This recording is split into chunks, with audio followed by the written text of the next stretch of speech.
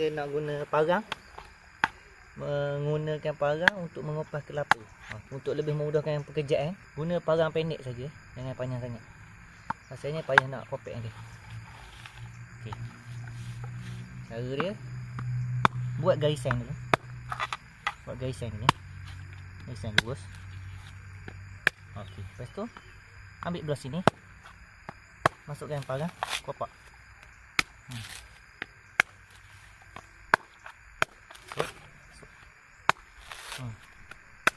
Mudah saja.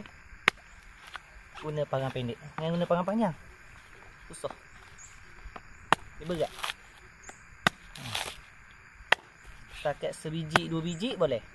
Pakai parang 5 biji sampai 10 biji lengoh. Carilah pengupas. Okey. Koyak.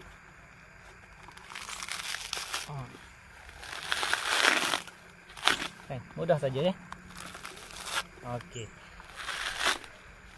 Ini mata, ini mulut.